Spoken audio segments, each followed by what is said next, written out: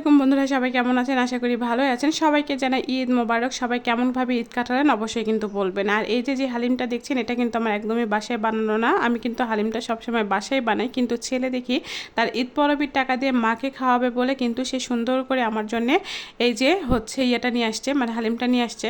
তো চিন্তা করলাম যে হালিমটা তো একা একা খাওয়া যাবে না, দুই মা আর ছেলে সন্ধ্যার সময় বসে একে জমিয়েও খাওয়া দাওয়া করলাম। আর জমিয়ে খাওয়া দাওয়ার পরে কিন্তু রাতের রান্নাটা করতে হবে। তো আমার তো সবসময় রান্নাবাড়ি করতেই বেশি ভালো লাগে। তো চিন্তা করলাম যে আপনাদের সাথে আমি রান্নাবাড়িও করি এবং খাওয়াটাও শেয়ার করি। তো এইদিকে আমি সব কিছু নিয়ে কিন্তু রেডি হয়ে বসে পড়েছিলাম। দুই মা ছেলে দুজনারটাই খেয়ে নিয়েছি, মানে খাবারটা রেডি করছি।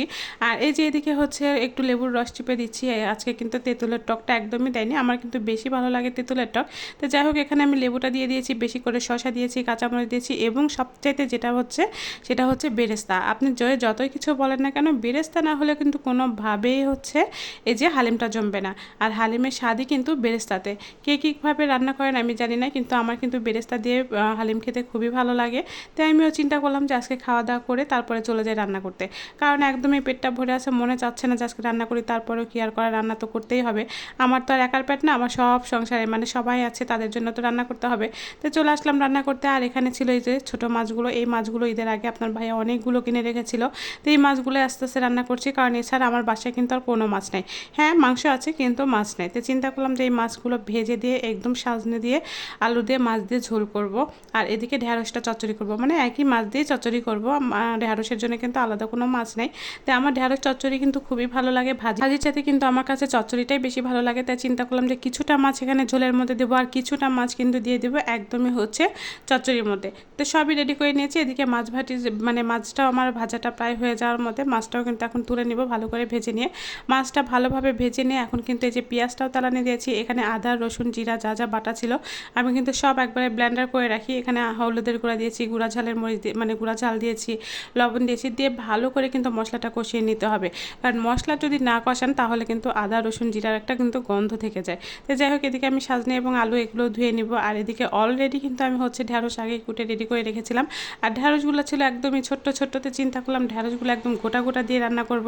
তো এইদিকে আমি একটু ঝোলের তরকারির মধ্যে কিন্তু ঢেঁড়স খেতেও খুবই পছন্দ করি, কিন্তু আজকে আর দিলাম না। এদিকে কিন্তু আমি খুবই ভালো করে মশলাটাও কষিয়ে নিচ্ছি। আর মশলাটা ভালো করে কষিয়ে নিয়ে এখন এই যে সজনে ডাঁটাগুলো দিয়ে দিলাম। আর সজনে ডাঁটাগুলো দিয়ে কিন্তু হালকাভাবে একটু কষিয়ে নেব, খুব যে ভালো করে কষিয়ে নেব তা কিন্তু না। আমি কিন্তু হালকা একটু পানি দিয়ে এখানে ভালো করে একদম কষিয়ে কষিয়ে রান্না করব। আর আমি যে কোনো জিনিস দেখেছি যত কষিয়ে রান্না করা যায় না ততই কিন্তু ভালো লাগে, যে কোনো জিনিসই বলেন। তো এদিকে আমি খুবই ভালো করে কষিয়ে নিচ্ছিলাম। আর ওইদিকে চুলার উপর দিয়ে থুয়ে এদিকে কিন্তু আমি তরকারির উপরে সব কিছু দিয়ে তারপর এটা মাখিয়ে নিচ্ছিলাম, কারণ ওই তরকারিটা যখনই নামিয়ে নিব তখনই কিন্তু আমি ঢেঁড়সের চচ্চড়িটাও চড়াই দিব। তো চিন্তা করলাম যে একবারে রান্নাটা করেই নিতে, এদিকে ভাতটাও চড়াই দিতে হবে, কত যে ঝামেলা বলেন। তো যাই হোক, এদিকে আমি খুবই ভালো করে কষিয়ে নিচ্ছিলাম, মানে হালকা কিন্তু একটু পানি দিয়ে দিয়েছিলাম, তারপরে কিন্তু আমি এখানে খুবই ভালো করে কষিয়ে নিচ্ছিলাম। আর আমি তো গ্যাসের চুলায় রান্না করি না, আমি কিন্তু মানে কারেন্টের চুলায় রান্না করি। তো এত ধীরে ধীরে হয়। তো যাই হোক, এদিকে কিন্তু আমার দেখেন তরকারি কালারটাও এত সুন্দর আসছে মাশাল্লাহ।